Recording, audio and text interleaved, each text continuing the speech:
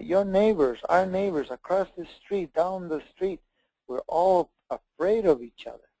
We're afraid to sit outside of the houses and visit each other. We're afraid to kind of walk down the street in the middle of the night, And so, to be an example, to see like, wow, look at that person, man. There's no longer carrying a weapon, or is no longer addicted to alcohol, or has left the drugs, or, you can see the aura, and you go and share that, in this, like we have rules, that we cannot impose anything on anybody. But if they ask us, then we share. And if that sharing leads to something, that's great, If not, we just give it a gift. And so the people who, are waking up, and so consistency of like sharing, hey, you know what, I just went through this ceremony, like, wow, this is how I feel, share your personal experience without imposing into anybody, because then it's like back into the way the religions do things, And it's not about convincing anybody. It's about setting up the frequencies around you as you walk, as you live, as you go back to the city, and you just went through the mountains, and like, how can I get back to living in those mountains? But right now I can't, because I have to work. I'm stuck in this society now.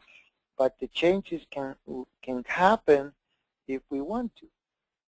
Soon enough, an opening happens. That, man, you can change. It takes courage again to change to a new area, to go into the mountains, to be in that relationship, or even in the city, start being part of the solution. Let's clean up the mess.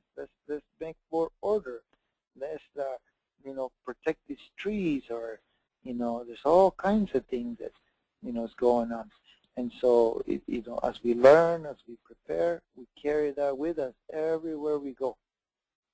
So that that spirit is alive, and people feel it. No matter where I go, I'm sitting in an airplane. I'm trying to be like a normal person. Just so I gotta get someplace, and then somebody will pick me up and say, hey, I kind of feel something about you. Where do I see you? Where do I know you from? It's like, oh, I don't think we've met, but yeah, sit down. Well, let's talk a little bit.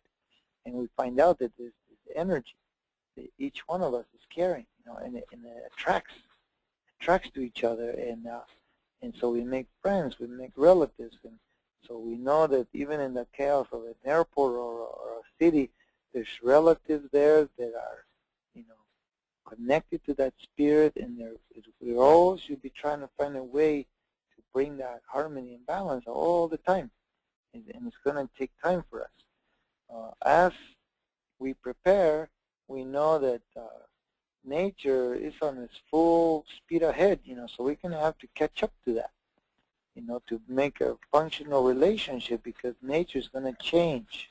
The world's going to change. And the people who were not prepared, who could not have their preparation, psychological, spiritual, physical, they're paying the price. They're like, there's war around them, there's famine, there's natural disasters, and nobody had water, nobody had food, nobody had emergency supplies. Everybody's having a stressful nights now, and they're acting on the worst. The worst of humanity comes up, and then the heroes are born. And that's because we've been preparing. We're psychologically, physically, spiritually, and when these things are coming about and people are prepared, it's like we can be those, the emergency responders. We could be the spiritual responders, so that our people can, go through these world changes in a more kind of a functional way, and not become victims. We can have everything torn apart from us. Our house can fall down and everything, but if our spiritual and our physical is in wholeness, then we can help another. But if that connection to the physical destroys our psychological, then we become lost, and become a victim. And so the spiritual training now the gatherings, the connections, the reminders that we're doing like today, that there is that divine there, that we all can reach it, that there's containers like Sacred Wisdom, Fire, the Sacred Fire Foundation or the TJU or others that, that's what they're focusing on. And so there's those tools are being available to all of us, and so we have to take the time to connect with that, support it, be part of it, and then you're going to be carrying. Each one of us is carrying that. So no matter where you find yourself, we can become that beacon, beacon of light, a steady rhythm in the chaotic things that are happening around us. Yeah. Well, I think becoming a beacon of light is just a wonderful image to carry from this time together and from this call, Tata Erick. I'm really glad that you that you were able to join us tonight. And for the people on the call, I did meet Erick. Gosh, I guess it's been 2 or 3 years ago. I forget how many years ago now. And Erick and I met at Bioneers, and he has an incredible energy, an incredible heart, and I hope that you'll all be able to get a chance to meet him in May, and if not in May, then on his lands in near Deer Mountain, near Shasta. His Earth People United is the website where you can find out more about Tata Erick's work.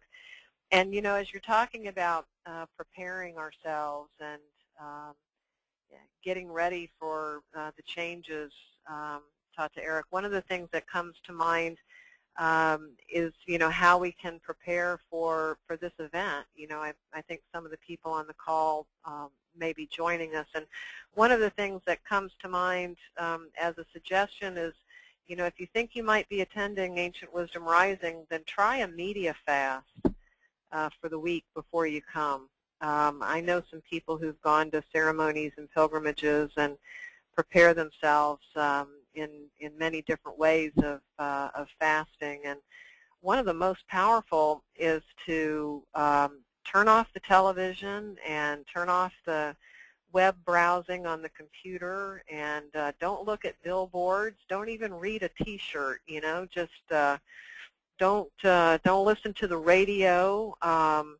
Take yourself into nature and really remove yourself from all the distractions as a way to sort of clear yourself, clear your mind and open your heart, and to really prepare to receive.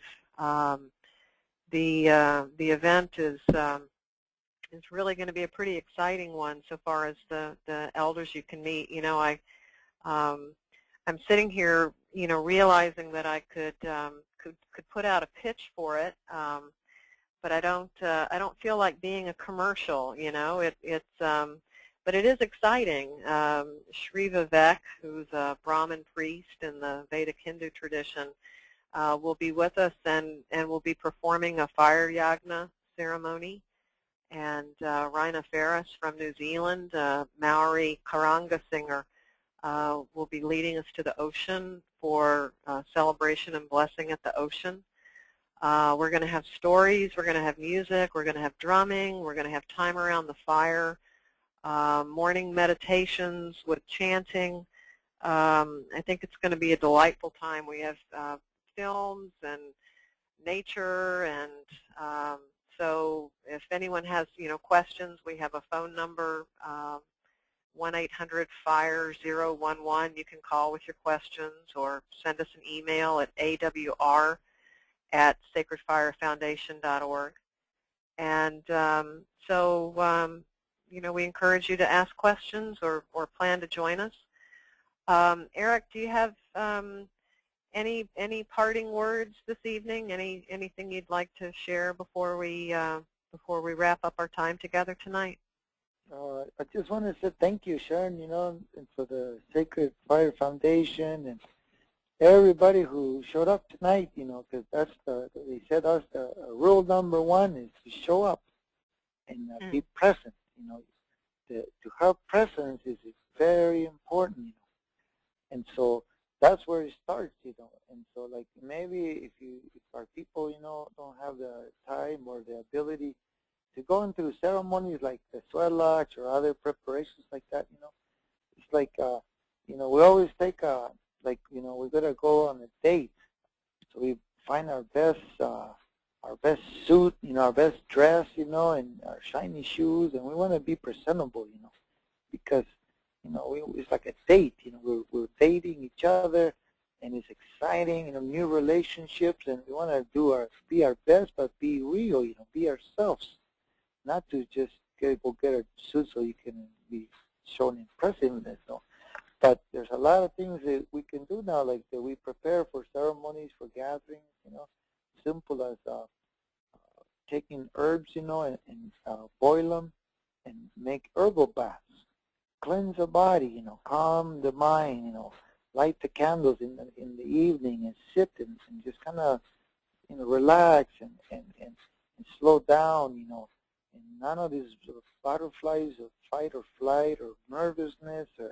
This is an exciting thing that we want to gather and be present and bring your gifts, that you have. Each person has an incredible amount of gifts. We use a lot of smudging, just like we bathe with the water and the herbs. We bathe with the smoke, copal and frankincense, they call it, myrrh or cedar or sage. We use that because it kind of also washes the aura. And so we take walks. We go and talk to the sun as it's coming up, or talk to the sun when it's going down. Talk to the grandmother moon. Talk to the waters, talk to the trees, as Creator, I'm coming to this time of my life, and can this be a meaningful, powerful experience that we're coming together and make the best of it? Not to go home later and say, oh man, I shouldn't have done that, or I should do this, or wow, it's like, wow, thank you, Creator, that we went through this gathering. And now I'm a better person. I was able to share myself and my gifts, and I come into understand that I'm not alone in this world, as we witness these changes, but we have a family, a human family that we're all going through the same things, together. But the support, the guidance, the love that we can share can make it a more joyous, more functional experience. So as we gather to this gathering, that's what we could say. Thank you, for the efforts. Thank you for your support. Thank you for the participation, like tonight. Thank you for the efforts that you make to call everybody and do this, Sharon, and the team that you work with, And so we say like that, Mateo Shawé Kachalal, Mateo Shawé Dimpalwe Jajao, Mateo Shawelo Kologri Rukushka, Rukushulev, Rukushka, Rukushkakir, Rukushya, Rukuskastamal, Mateo Shishawe, Nibalech Katit Kamama. Aho. Aho. Erick, blessings to you and to Hetty. Thank you so much for your time tonight. And to everyone who joined us, have a wonderful evening, great sleep to you, beautiful dawn tomorrow, and be well with all things. And good night. Aho. Aho. Aho. Good night. Good night, Erick.